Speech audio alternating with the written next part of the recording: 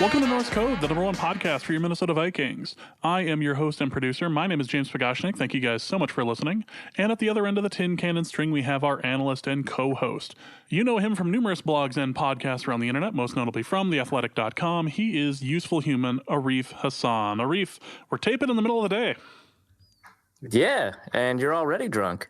Clearly, I'm having problems with talking. It's not good. It's okay. It's your bachelor party. Yeah, you're allowed. We're calling that you chose to spend your bachelor party podcasting with me. Well, your favorite activity. I'm not gonna say it's not my favorite activity. That's clearly part of the case. I mean, we have Don we have Ted Glover over there tending bar. We have Don as the stripper in the cake. Like, it's. Everyone at their natural position, basically. Pretty much, yeah. Don baked into cake. I haven't said if he's alive or not. We're just going to have to stick around and find out. Certainly, he'll be a surprise. We just don't know if he's going to be the one initiating the surprise. The surprise is the friends we made along the way. So, welcome to this episode of Norse Code. We will be discussing such things as the Lions game that'll be coming up on Sunday. We also have a fantastic mailbag to go through. But before we do, just want to thank you guys so much for listening, for sharing links on social media, for commenting, or just generally being fans of the show Norse Code. Again, really appreciate it. If you enjoy the show and hear value in what we produce, you can donate to the show in one or two different ways. You can go to patreon.com/NorseCode and donate there. That's more of a monthly expense, or you can go to paypal.me/NorseCode as well. That's more of a one-time donation. Currently, if you give $3.50 more a month, you can receive free swag from Norse Code if you are a new donor. And we have two new donors to mention this week. We have Aaron via Patreon. Again, thank you so much, Aaron. We also have Paul, who has given $3.51 a month, which makes me love him just a little bit more than everyone else. Yeah, one-upping so many of you. that who really we all appreciate and love. Well, yes, we're not mad. We're just disappointed that nobody else is doing the penny. No, Paul, again, thank you guys. Thank you so much. And again, if you're interested in the free swag, you can go to patreon.com/NorseCode. We have many things, including we'll be sending out show notes. We'll be sending out random things from live shows that we've acquired over the years. I have a big old box of stuff of Norse Code memorabilia that we need to get rid of, and I will be going when we go to the Seattle game. I will be picking up a whole lot more. So stuff for next year. But if you're interested, patreon.com/NorseCode, and things like this help keep the lights on, help keep it so they're able to be ad free, and help us go to live shows such as Podolsky's on November 29th in Seattle. So if you find yourself at the Seattle Monday night game, just head over to Podolsky's on November 29th, and we will be taping a special edition of Norse Code. So let's go into the meat of the episode with an interview with Mike Payton of Pride of Detroit, the Detroit Lions SB Nation site that Arif recorded earlier today. Right, I've got Mike Payton with Pride of Detroit here with me. Thanks for coming on. How you doing? Good. How are you? I'm good. Thanks for dealing with my my crazy schedule. No problem, man. Yeah, no problem right. at all. Cool. So we've got a divisional matchup with the Detroit Lions. I believe neither team has a divisional win, which technically that necessarily won't be resolved, but will likely be resolved by the end of Sunday. The Lions, I think, are one of the most fascinating teams in the NFL right now, just because they're at the bottom of the divisional standings, and they've got a pretty decent argument to say they might actually be the best team in the division. Which, I don't know, that might be a hot take. What's your take on that? I don't think it's a hot take at all. I don't want me to sound like a homer, but I think that this Lions team is a few egregious calls and a bad mistake away from being 5-0. I mean, and an ill-timed timeout, obviously, against Arizona. But this team could be 5-0 right now if it weren't for just these simple mistakes and bad calls. And obviously the Lions have put themselves in positions to lose games on bad calls or ill-timed timeouts and things of that nature. But I absolutely think that they're a great team and I don't look at them at 2-1 right now and think that this is the end of the season. I think that there's a lot of football left to be played, and they could still very, very much come from behind and win this division. At this point, I think really it's anybody's division. Yeah, no, that's fair. If so, the Lions, the total point differential through 5 games for the Lions is 11 points. They haven't had a single game finish with an opponent winning by more than 4. They had one tie.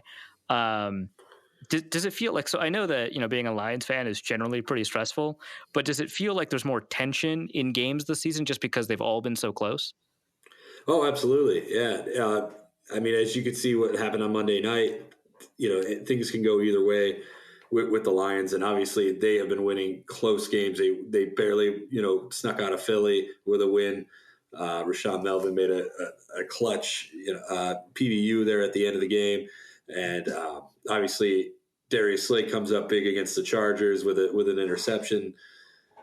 They have been playing them really close, but I think the one thing that most Lions fans are taking from this season is that this team is capable of playing with anybody. I mean, you look at the quarterbacks that they've played against: Carson Wentz and Aaron Rodgers, Patrick Mahomes, Phillip Rivers. These are the top tier guys, and they've been hanging with their teams and generally just shutting these guys down. So it's a really interesting season so far, and I think the most interesting thing is that most Lions fans would be totally in shambles right now with 2-2 and 2-1 record, but there's just this weird feeling in the air right now that this team is like actually for real and that they're going to rebound from this, and it's a feeling that you generally don't feel here. Yeah, that's fair. That kind of that slate of quarterbacks might be one of the reasons I think they're ranked 16th in raw, like adjusted net yards per attempt.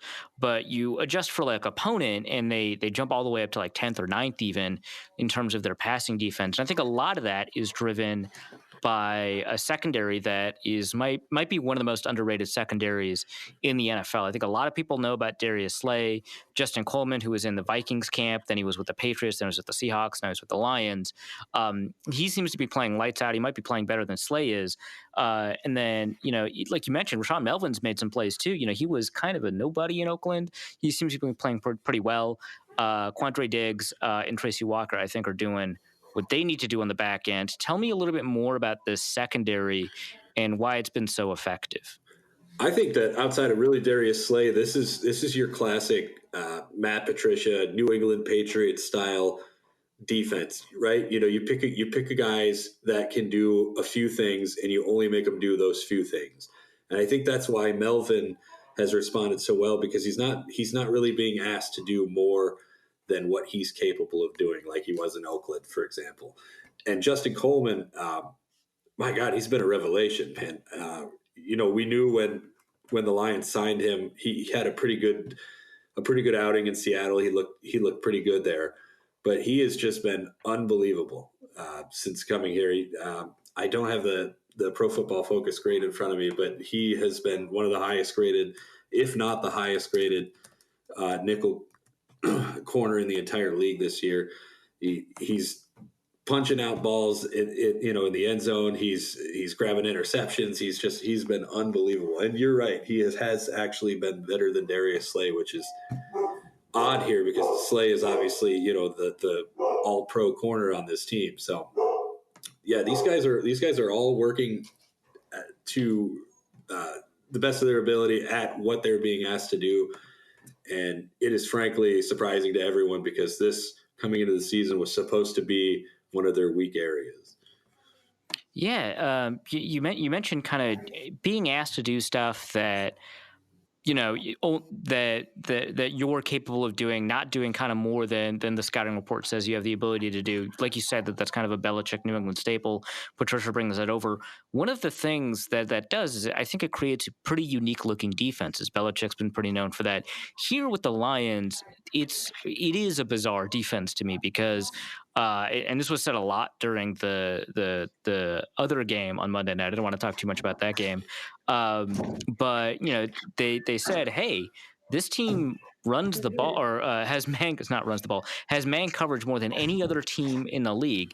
And then you pair that with the fact that they blitz less than any other team in the league. And those things don't tend to track. You get a man coverage team, they tend to blitz a lot.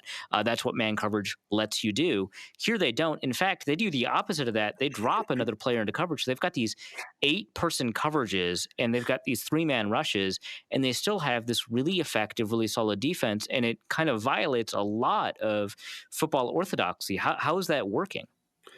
It is strange because, you look at this team and you go, there's no pass rush, and you wonder how they're capable of doing the things that they're able to do in the secondary without that pass rush. They're not shaking the quarterback. They're not getting in anybody's face. I don't think the Lions have more than a handful of sacks this year, but it is dropping that. It is, kind of moving away from that man coverage. That's really helping this team. And again, just everybody sort of playing a different role. It's just this different defense that, you always see the Patriots run and you wonder why that can't ever be brought over to another team. And here it is in Detroit. It's actually working. It's really strange. And you're right. It sort of defies the logic of what a defense should be, but it somehow works. And then let's talk a little bit about kind of that front four, or I guess front three, kind of depending. Like you said, they haven't been getting a ton of pressure. Individually, I think when people were looking at this defensive line before the season started, they were saying, hey, this defensive line, if it's in another division, that would be the best defensive line in that division. Here, we could say it maybe has an argument for it. Damon Harrison, I think everyone kind of agrees, is the best nose tackle in the division.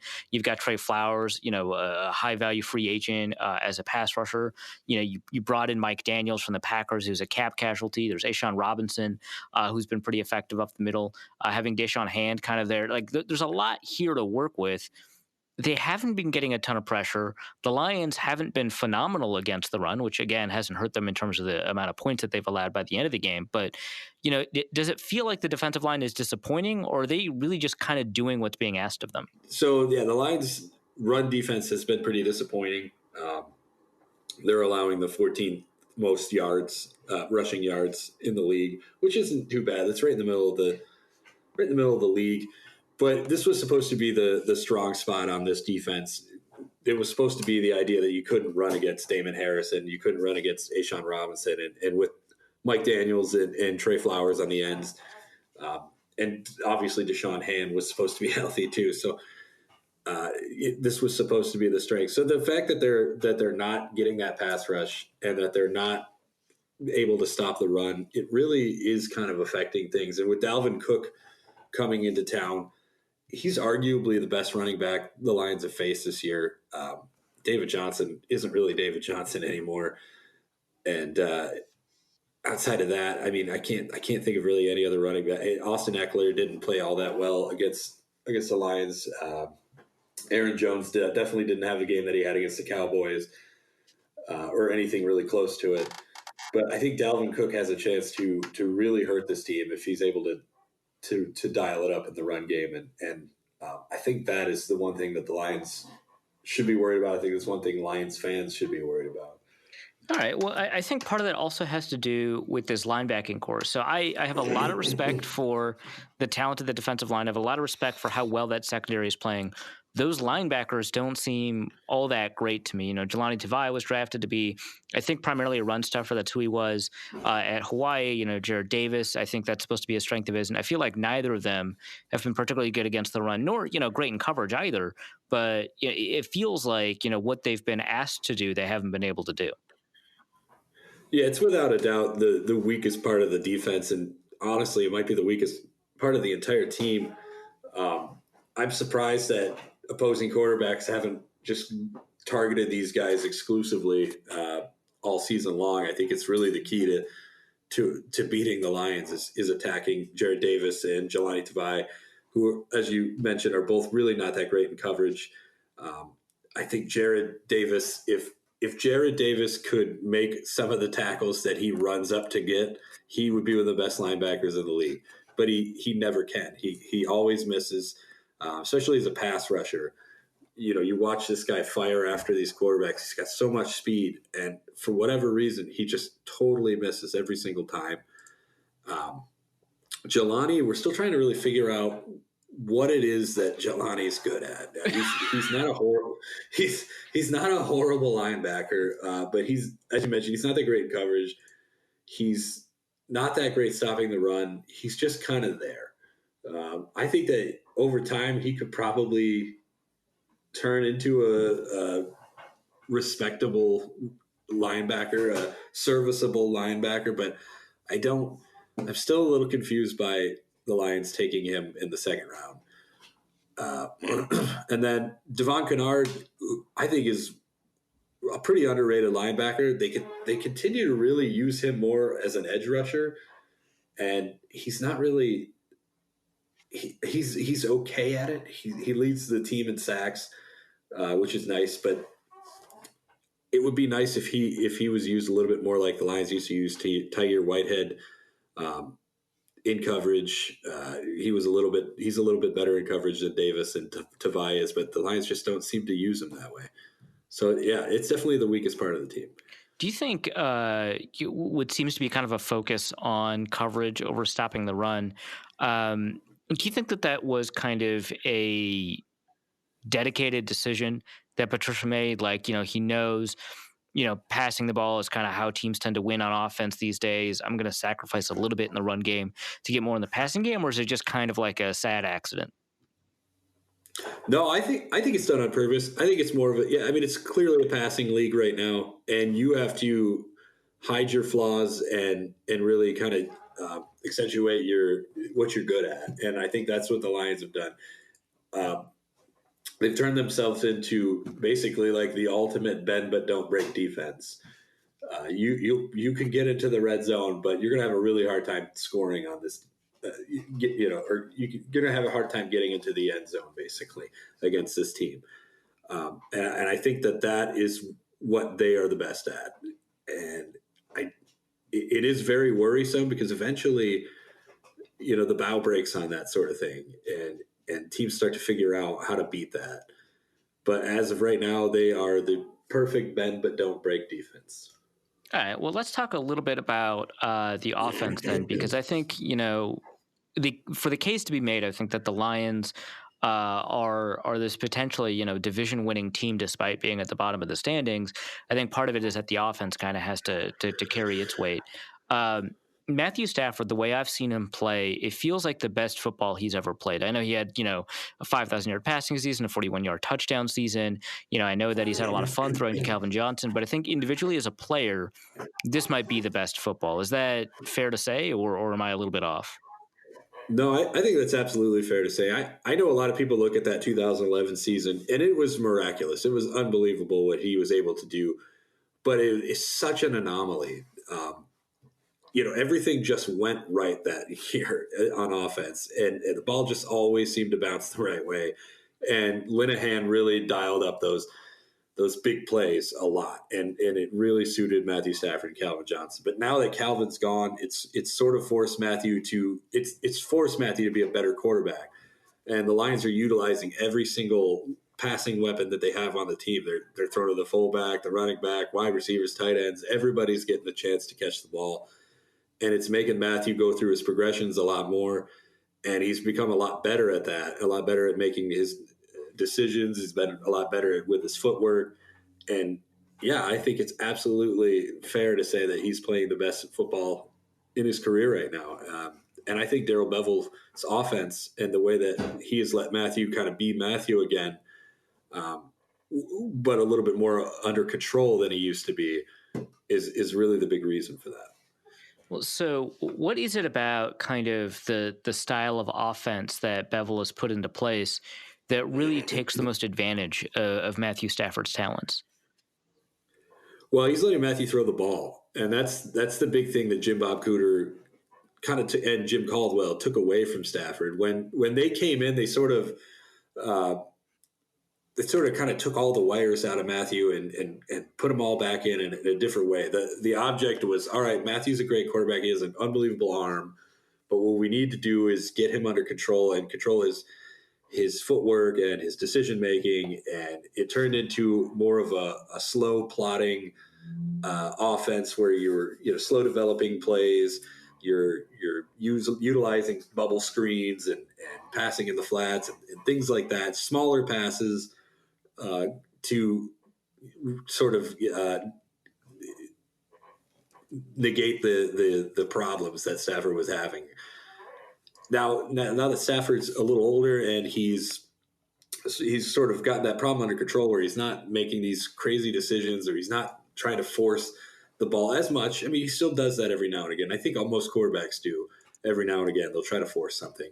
But now that he has that under control, he's sort of able to go back to basically what the Lions, drafted him for. What Lions fans used to love him for is, these big plays. You saw, I don't know if you watched Monday night's game, but the first couple plays of the game where Stafford hit Kenny Golladay on that flea flicker. I mean, that is something that you would never see under Jim Bob Cooter or Jim Caldwell. They just would not allow those big plays. They would not allow Stafford to use that arm. And that's really a big deal that Bevel is allowing him to do that again. And you see that he's shining for it. Yeah, it looks like right now, among all quarterbacks with at least 100 dropbacks, Stafford is leading the league in average depth of target, which whenever you beat Jameis Winston in that stat, I think it's super notable. So it certainly looks like a pretty aggressive offense. For such an aggressive offense that's willing to throw it downfield, I think there's only 4 receivers on the roster. And you've got like 3 tight ends. There's a fullback for some reason, 4 running backs. It feels like the setup of the roster is kind of at odds with the style of the offense. Are there concerns about depth at wide receiver? Yeah, there's definitely some issues. And the Lions, they brought in Jermaine Kearse early on in the season. He was supposed to be that number 4 or 5 guy. Unfortunately broke his leg in the first preseason game, and they never really did anything to replace him. So what they wind up doing is they utilize guys like J.D. McKissick and Ty Johnson and even Jamal Agnew, who's a cornerback and kick returner, to sort of fill in for different plays in the pass game and in the run game. So they're utilizing all their players that they can use in different situations that you would expect them to be used for. But yeah, they're one injury away from, they're a Kenny Golladay injury away from being in real trouble in the receiving game. And he is definitely the best receiver they have on this team. And if they lose him, things are going to be bad. And Marvin Jones has not been the Marvin Jones that you've come to expect him to be in the past. He's not having the greatest of seasons, and Danny Amendola is not. It's weird because in week 1, it seemed like the Lions were going to utilize Amendola a lot, and yeah, he missed some time, but since that game, he's just not been used in the same way that I thought he was going to be used in, and it's really interesting. But yeah, they are an injury or 2 away from being in some real trouble. You stack up the receivers in the NFC North. You've got, Stephon Diggs, Adam Thielen. You've got Devontae Adams. There's Allen Robinson. Where does Kenny Golladay fit into that picture? Because it feels like, we overrated him at the very beginning of his career. And as a result, we haven't calibrated properly to who he is now. Like, how good is he when you compare him to some of these impressive receivers? When Kenny is on, I think he's easily one of the best receivers in the league. The problem with Kenny is if he has a bad game, it is a really, really bad game. And I think that sort of puts him below guys like I think that Stephon Diggs and Adam Thielen are probably the 2 best receivers in the division. And I think you'd have to put Kenny right under them. He keeps improving, but he's just not at that point yet where I'm willing to put him above those 2 guys. And Allen Robinson he's Allen Robinson. Devontae Adams is, this might be a hot take, but I've always thought Devontae Adams was kind of overrated. I'm sorry. Maybe it's because he's a Packer. I don't know. Man, I hate that team, and I've always hated that team. I just don't see Devontae like apparently everyone else does. I think Diggs and Thielen are the class of the division as far as receivers go. But I would put Kenny right underneath them. All right. Well, how do you see that matchup between Kenny Golladay and Marvin Jones versus that set of Vikings corners who seem to be struggling this year, Xavier Rhodes and Trey Waynes?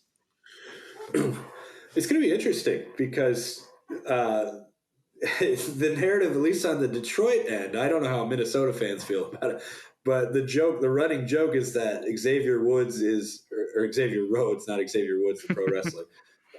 Xavier Rhodes is Marvin Jones' son. After that unbelievable touchdown on Thanksgiving Day a couple of years ago. Is that the one where Terrence Newman ran into Xavier Rhodes? No, they were. I mean, they were both one on either side. I don't know. I honestly don't know how Marvin made that catch. And I think if you threw that ball on 99 more times, he doesn't catch it 99 times. It was an absolute miracle of a catch. But so it's going to be interesting because I do think that Marvin, I think he has Xavier's number. And I know that Vikings fans are probably not going to hear that, but I think that you're going to see Marvin versus Xavier a lot more than you're going to see Xavier versus Kenny. And I think the Lions are going to try to design it that way. I mean, it's not up to them how Zimmer decides to match up, but I think Xavier Rhodes is not going to have that great of a game. All right, so you think that that's going to end up being kind of a bigger game than usual for Marvin Jones? I think they're going to utilize Marvin Jones a little bit more against Minnesota. I could be wrong. I think Marvin just has Rhodes' number. It just really seems that way. But again, it really doesn't matter because I mean, if Zimmer decides that he wants to throw Rhodes on Golladay, then the point is mute. Right. Well, let's talk a little bit about that offensive line. So I feel like, Ricky Wagner, he's not playing, I think, as well as the Lions expected when they signed him. But, Taylor Decker's there. Frank Ragnow seems to be reaccustoming himself to center after playing a year at guard. How do you feel like the play of that offensive line is? And the Vikings have been pretty successful at sacking Stafford the past few years. What can the Lions do to prevent that from happening in years where Everson and Daniil seem to be having, career performances? Oh, I'm absolutely terrified. I really am. Because, you're absolutely right. And, and I was at that game last year in Minnesota. What did they have, like 10 sacks? Yeah, 10. Yeah, it was ridiculous. And not too long before that, it was the game where they damn near murdered Matthew. And Anthony Barr had that hit on him that almost started a fight. And things are a little bit better in terms of the Lions offensive line. Right now they've only allowed 10 sacks, which is near the bottom of the league in sack allowance. But this is a really good defense that they're going up against. They have not faced anybody besides Joey Bosa and I always forget that guy's name, Marvin Ingram. Melvin Ingram? Yeah, Melvin Ingram. Sorry. They haven't faced anybody really remotely as good as they have, and they were able to stop both those guys, which was really interesting because they had in Tyrell Crosby in that game for Taylor Decker, who's obviously starting left tackle. So it's really interesting, and I think that the Vikings are definitely going to get home against Stafford. I have no doubts about that because they just always do. So I'm a little worried about that, and they're really not doing very well again in terms of blocking for the run. The Lions' run game has been a serious disappointment this year. After many expected it to really be, kind of this big bounce back thing with Kerryon Johnson, and he was supposed to be, and not that he's played horribly, but he was supposed to, really kind of lead the charge and bring this run game back. And that was kind of the whole idea of bringing Bevel in. And it's just not working out. I think the blocking has a lot to do with that. Yeah. So do you think so? I remember, I was doing a preseason kind of all NFC North team, and the votes came in, and Kerryon Johnson came as the third running back in the NFC North. Which, I mean, admittedly, stiff competition. You've got Dalvin Cook and David Montgomery as a rookie. You don't know how good he is. Maybe he's really good. And then you've got Aaron Jones, who was statistically a pretty good running back last year. And Lions fans got mad at me, even though I was a poll. I didn't have a ton to do with it. But there's this idea that Kerryon Johnson is underrated. Is he still playing at that really high level and is just not getting there because of that run blocking? I would say so. I think the problem with I think it's not just the run blocking. I think a problem is another problem is play call. They continue to try to rush Kerryon up the middle, and he's just not that type of running back. They need to bounce him out to the edge. They need to let him get in space. That's where he really thrives. He's a patient running back. He's really good at waiting for his blocker to make the block. But when you're rushing him up into a group of guys right up the middle, he's not successful at that sort of thing.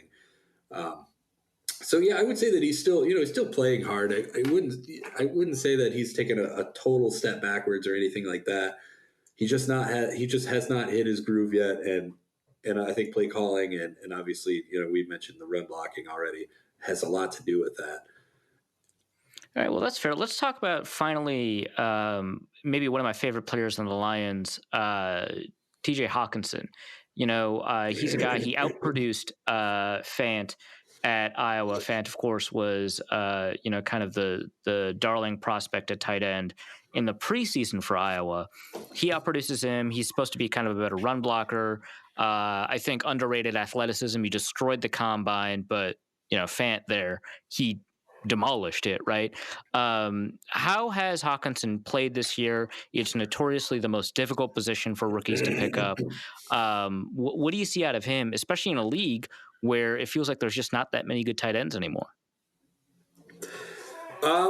He has been a pleasant surprise, to say the least. The Lions have really used him in the blocking game more often than they have in the passing game in the past few games. He obviously had that really big game against Arizona in week 1, where he set the record for most receiving yards for a rookie tight end, which is a pretty cool thing that you wouldn't expect the Lions to get, especially after the whole Eric Ebron situation. But yeah, he's been a great pass blocker. He's been a good run blocker.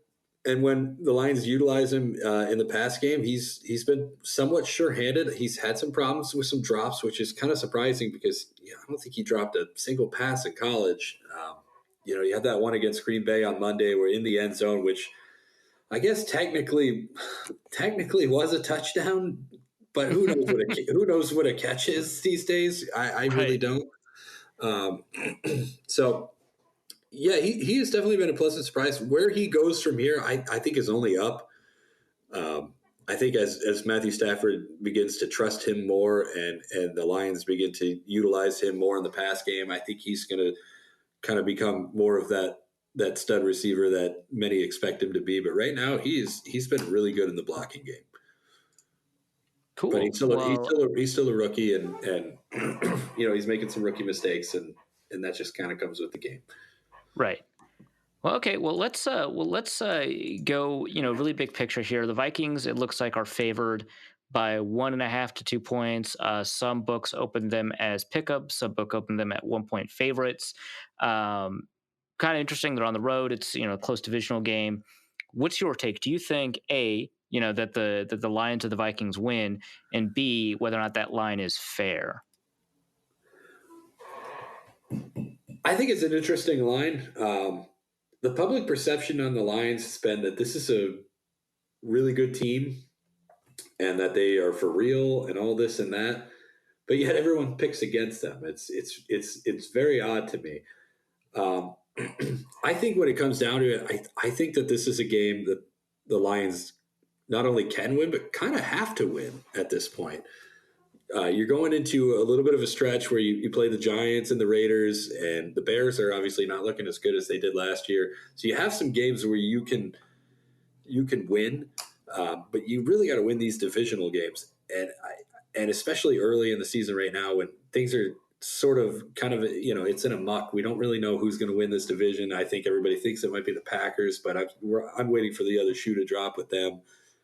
There's no way that they're this good. I just can't imagine it.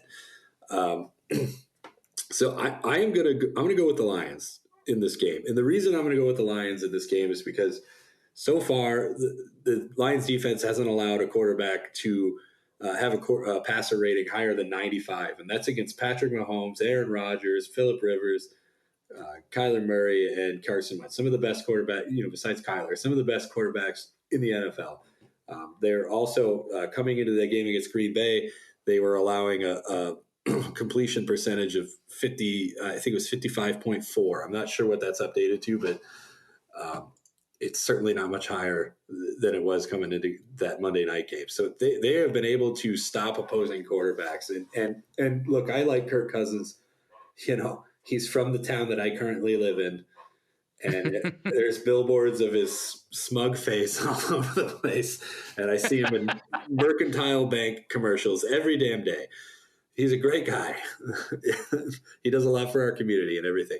But he is just not as good as any of those quarterbacks that the Lions have already played. And I think that's fair to say. I think you would probably agree with me, right?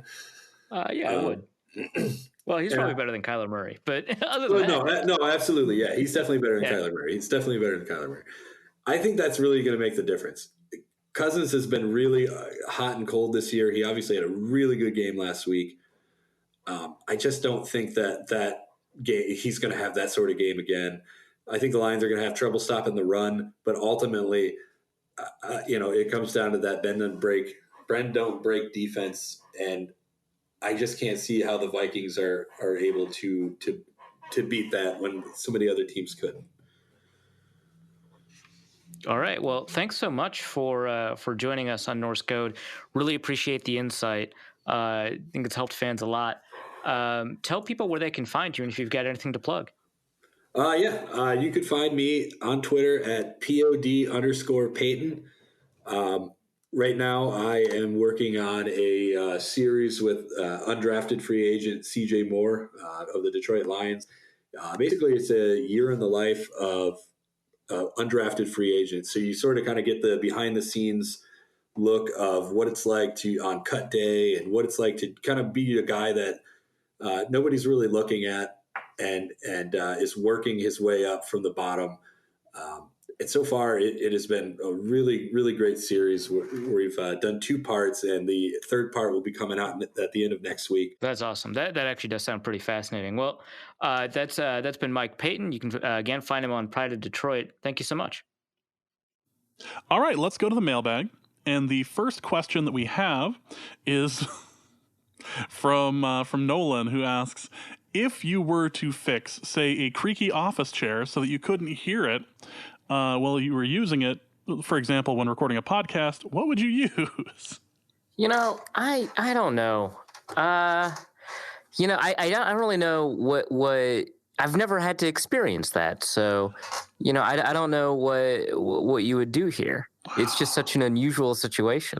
I feel like there's some Bob Vila way of fixing all of this, but I assumed he was talking about me because I notice on recordings that my chair ends up coming up every once in a while. So I was gonna say that I'll use money from the Norse Code Patreon. Maybe it'll help spur donations to replace my chair.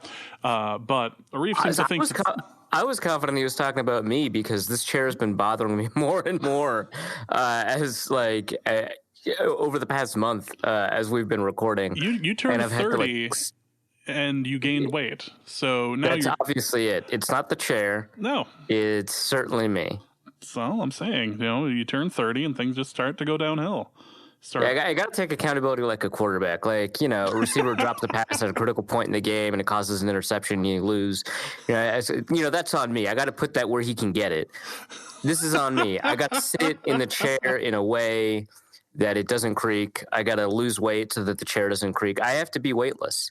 And so that's on me.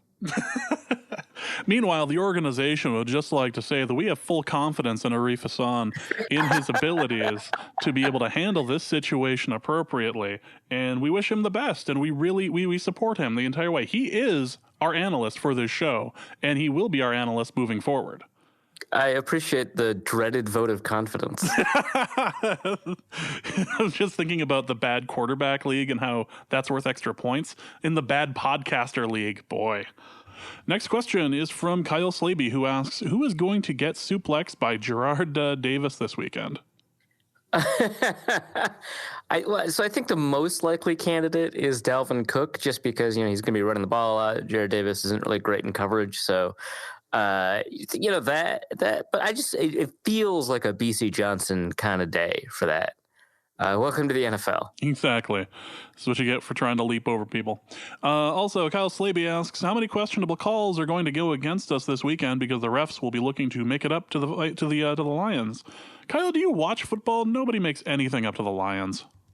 Yeah, the only time I can see a bad call going in the Lions' favor is the only time I remember is the Joe Webb comeback game, where he would have come back were it not for an uncalled hands to the face penalty, which I guess ironic considering this discussion, which, by the way, I was kind of surprised the league admitted that like one of those 4 egregious calls against the Lions was wrong.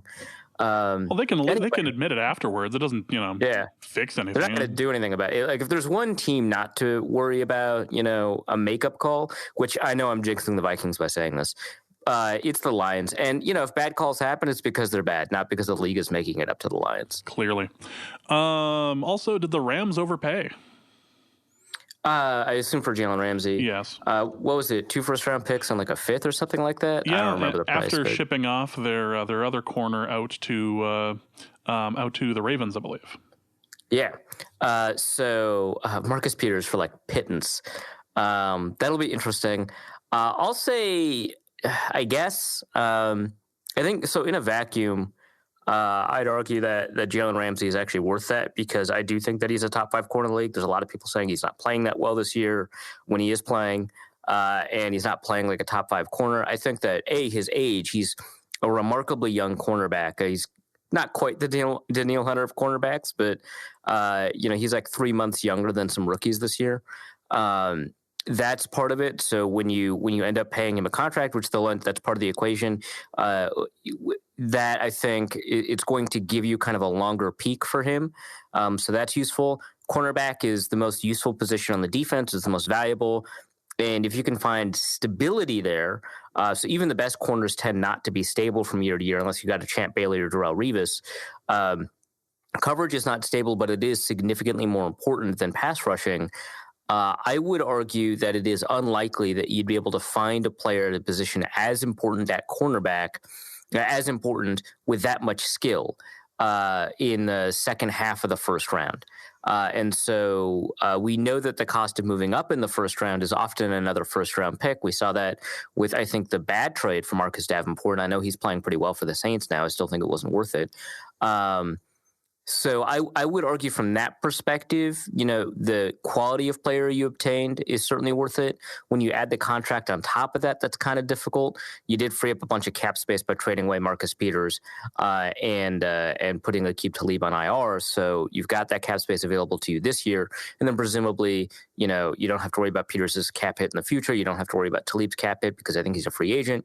So you've got the space available. So I would say they likely did not overpay, but I certainly would be open to a case where they did. I think there's probably good arguments for them overpaying, but my initial reaction is that they did not. And if you look at that trade just on face value, it looks like over the past, 2 or 3 seasons that they have just dealt as many draft picks as they can for known commodities. And if you were to ask somebody what's the problem with the Rams right now, I don't think cornerback play is going to be in the top 3 things they mention. Well, it wouldn't be, except now that Talib is going to IR, there is something that you want to put up there. Obviously, I think the primary issue is what's happening on offense with Jared Goff and whether or not he has the ability to kind of adapt to situations as they develop and so on. But, I think with the loss of Talib, replacing Peters with Ramsey is an interesting move. Now, given that the move was like, if we think of the Peters move as separate from Ramsey, I would say they probably didn't overpay. If it's just to upgrade over Peters, that to me is an overpay. And I tend to think a lot more of Marcus Peters than a lot of people do. I think he's more talented than a lot of indications. But on the other side of that, the Chiefs gave up on him, the Rams gave up on him, who knows? But the Ravens believe in him, so maybe there is a good chance that he's actually really good. So if Peters ends up playing pretty well, and the only way the Ramsey trade happens is if you get rid of Peters, then yeah, that is an overpay. So there is that. But yeah, in the context of those moves being independent of each other, no.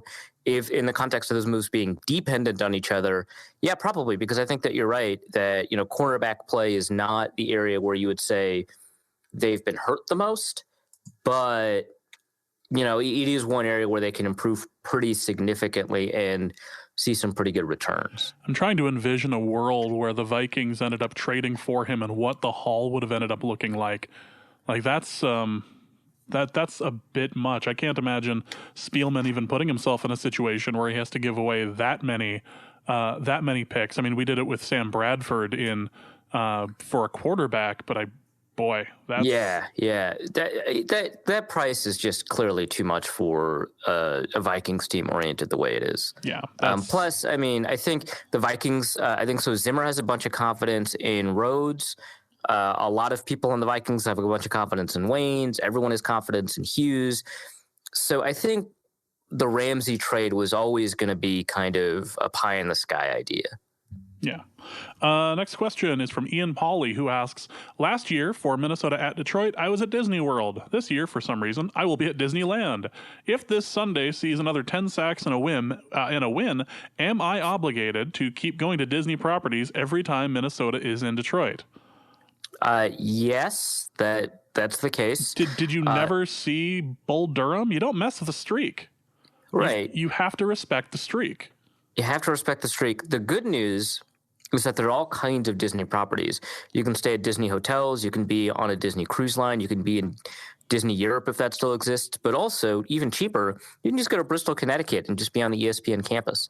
So there's a lot of things you could do that are a lot cheaper than just going to Disneyland. I like how being in Connecticut is somehow just cheaper in general. Let's go to some of the most expensive property in the frickin' country. All right. Kai asks, football question. Would you be fine with Zimmer benching Rhodes after he gets burned deep early, which will absolutely happen, and playing Wayne/Hughes for the rest of the game? I don't know if it's going to... He gave up 3 receptions last week. Chill out. I don't... Or 3 receptions against the Giants.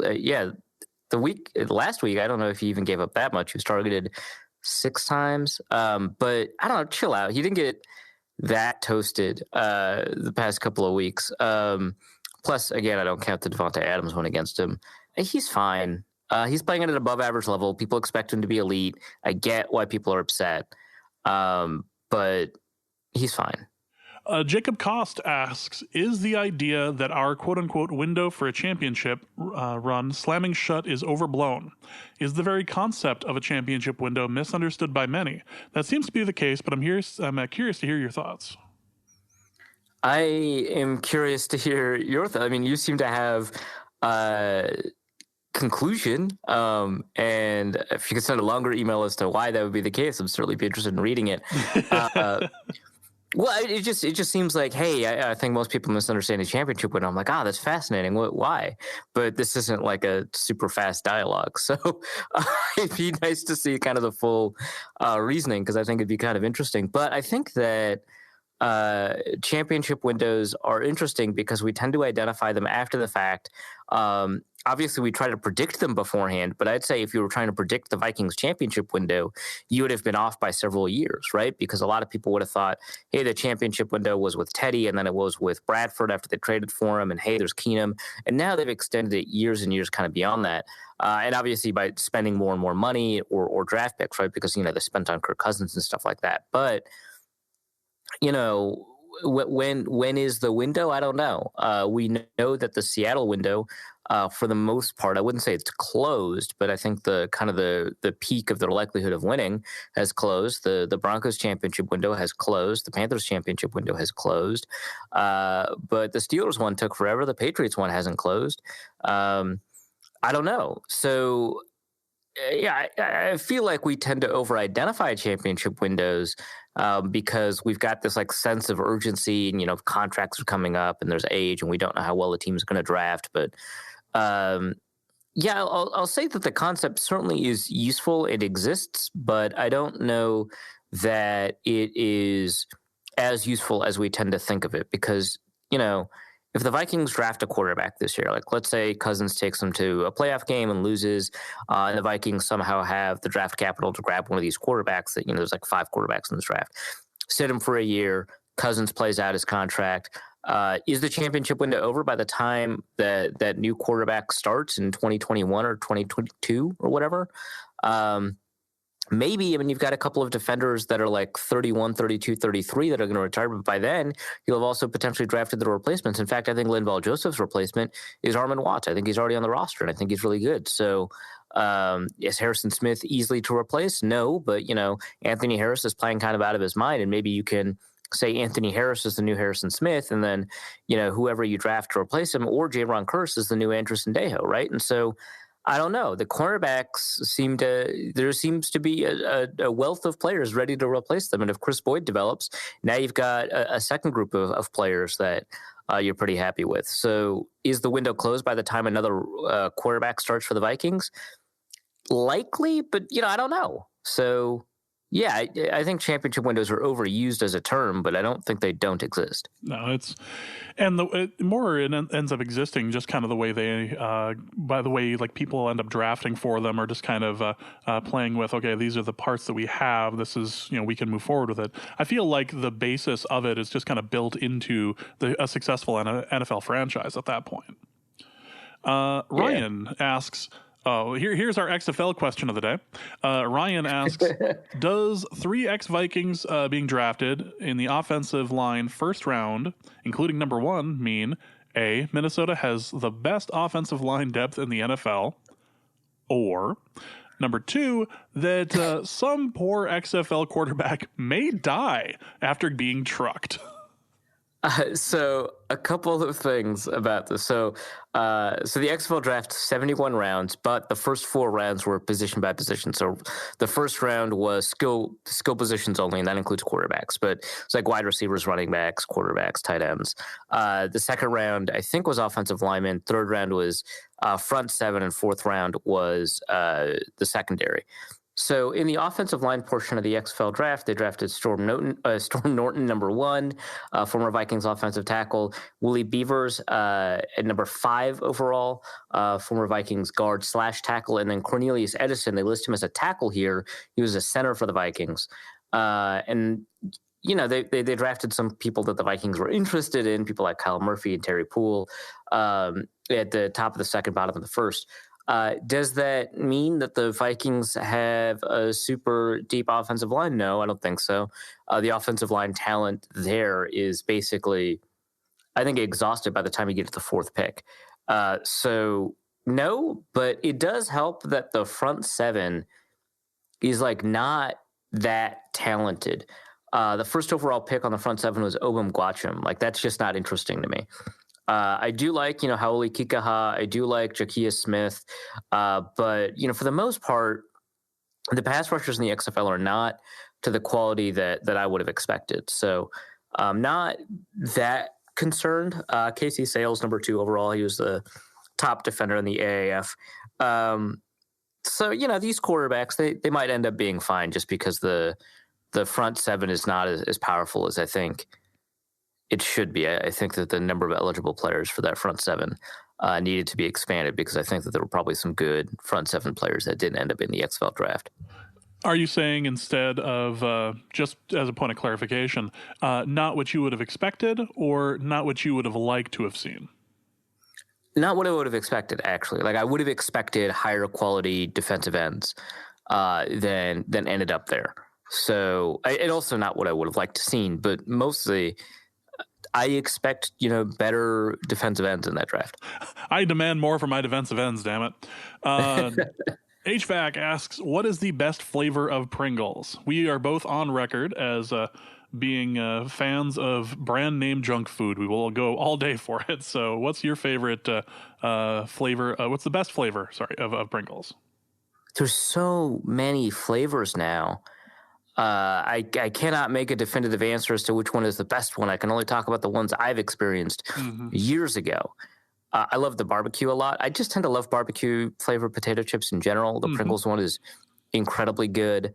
Original is surprisingly just really good. Agreed. So, probably go barbecue original, and then I'm open to suggestions on the others. I actually did not like the pizza one when I had it. How do you? That's my answer. The pizza one is fantastic. A lot of people love the pizza one. I don't love the pizza one. The mozzarella taste on it, like it's just so good. I'm curious. I've seen I've seen pictures online of people eating the Lay's. I think it's Lay's tomato soup or something like that. The Lay's chips that are like tomato soup and like grilled cheese or something like that. I don't want to do this, but I'm probably going to end up having a bag of it. Like I have to find out. I have to know. Never. I mean, you've had how different is the tomato soup one from like the ketchup chips that are so popular in Canada? That's the thing, is that I've had ketchup chips before on a whim while in Canada, and they haven't been terrible. It was just kind of like it's a vinegary thing. Like in that case, it was totally a vinegar thing, and I don't like salt and vinegar chips. It doesn't do it for me. So this would probably be less vinegary than that if I had to guess. But I may have to report back at some point and everything. I think my favorite of the Lay's like weird flavors that came out was when sriracha came out as a flavor back during the sriracha boom of the mid 2010s, and that was good. I did like those. Yeah, I really enjoyed those quite a bit. I bought more than my fair share of them. But yeah, as far as Pringles go, I'm a pizza guy on that. I enjoy the I enjoy the barbecue. I enjoy the original. I have had the salt and vinegar ones of the Pringles, and they haven't been bad. I think it's the fact that it's a lighter chip that has something to do with it. That's kind of the reason I don't love the sour cream and onion Pringles compared to like regular potato chips. I don't think it's the same chip experience, so I'm just kind of left disappointed. The same chip experience. Don from Ohio asks, does your conjoined twin enjoy strip clubs as much as you? These are important questions. Don is still convinced that I have a conjoined twin after the injury to my left hand doing something incredibly stupid.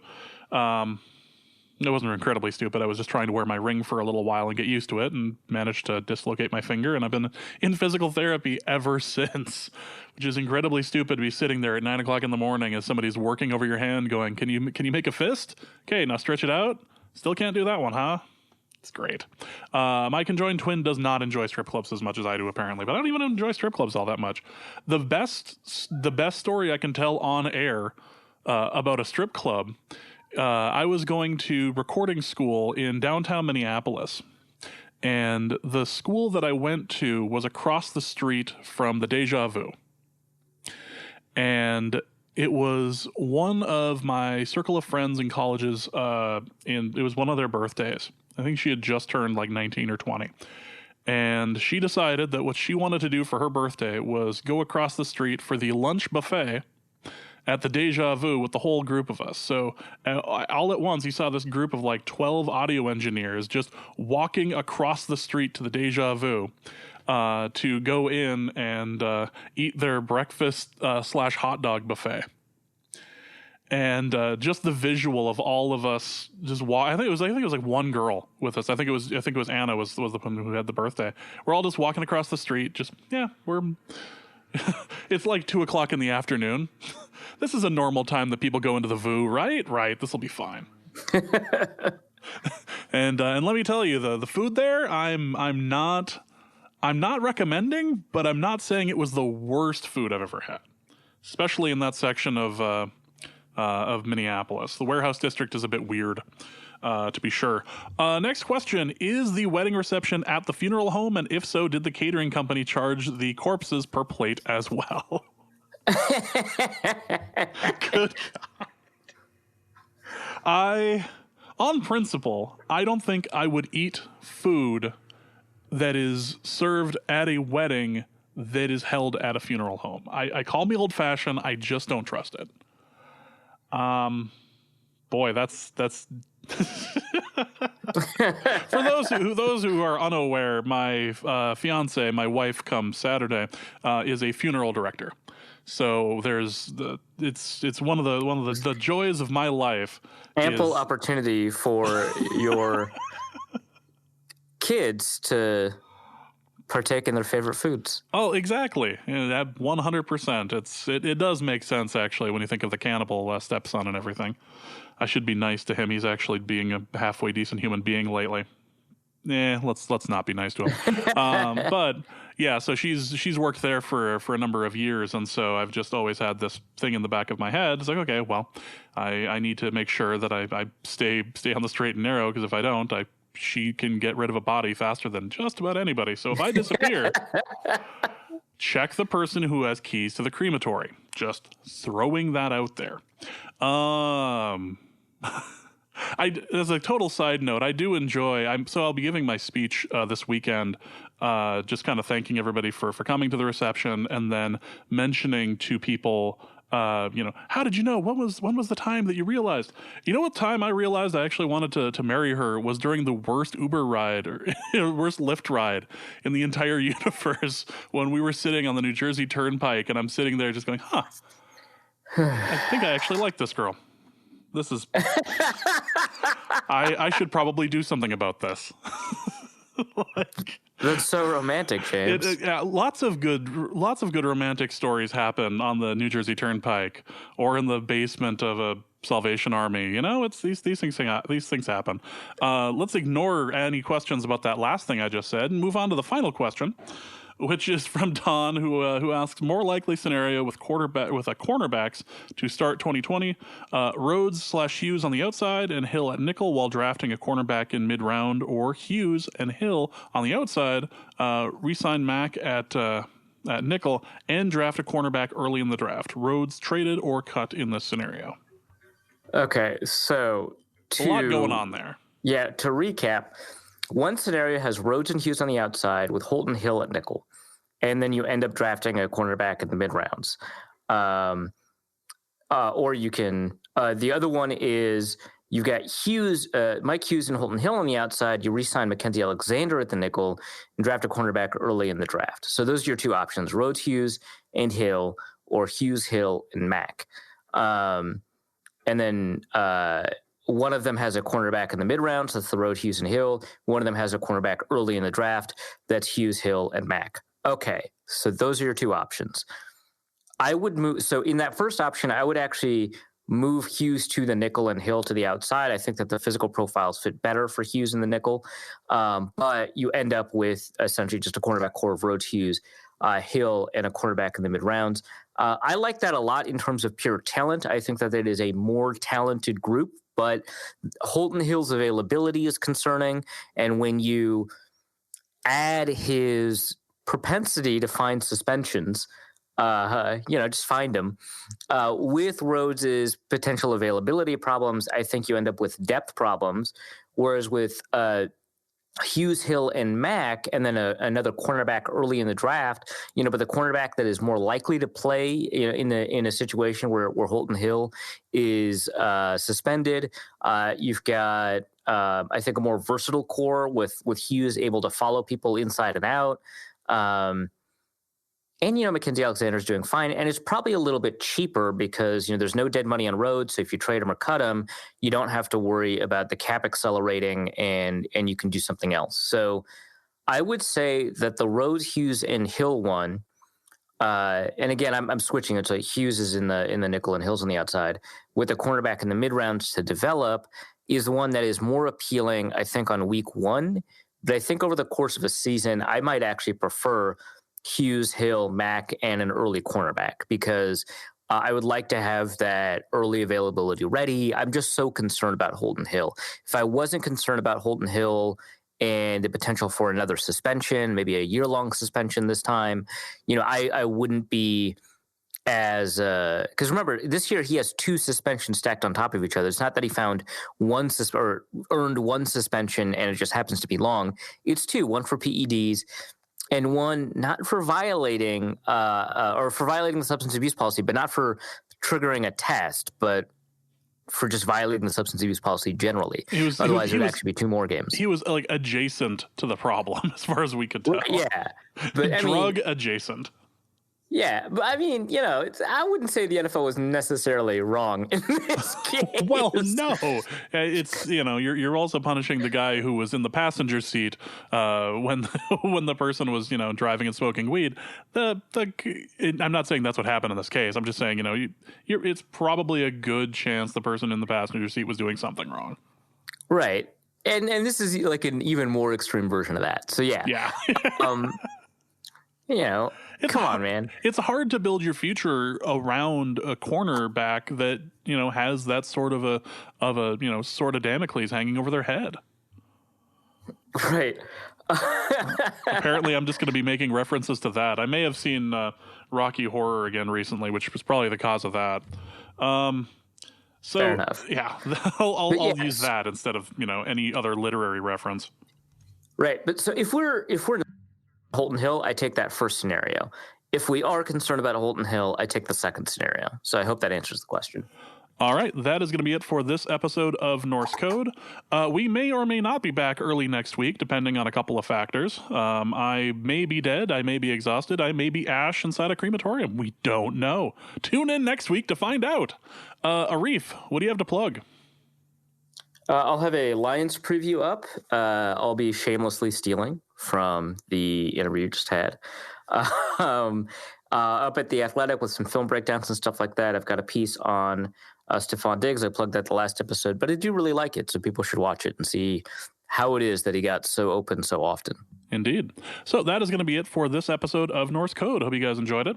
If you would like to donate to the show, you can do so at patreon.com/NorseCode, or you can go to paypal.me/NorseCode. We will be back next week, either early next week, or we'll just be doing a bit of a double episode at the end of the week. So, but for Arif, my name is James. Thank you guys so much for listening, and please remember that revenge is a dish best served funky as hell. And we'll be back next week. Norse Code is the largest and only division of Norse Code LLC. You can find Norse Code on the Daily Norseman, SB Nation's Vikings blog at dailynorseman.com. You can also find it on iTunes, Stitcher, Google Play Music Podcasts, Spotify, or wherever fine podcasts are aggregated. Our Vikings blogger extraordinaire and generally useful human is Arif Hassan, and he can be found on Twitter at Arif Hassan NFL. I am your producer and co-host, and my name is James Pagashnik. You can find me at the show's official Twitter feed at NorseCodeDN. If you'd like to donate a few bucks to the show, you can make your one-time donation at paypal.me/NorseCode, or a recurring monthly contribution can be made by visiting patreon.com/NorseCode. Any questions or comments that won't fit in a tweet can also be sent to norsecodepodcast@gmail.com. On behalf of the Norse Code staff, we thank you so much for listening. Our formula is this. We go out, we hit people in the mouth. Coming back for the mailbag in 3, 2, 1. Yeah. All right, chair. Good job. Phenomenal.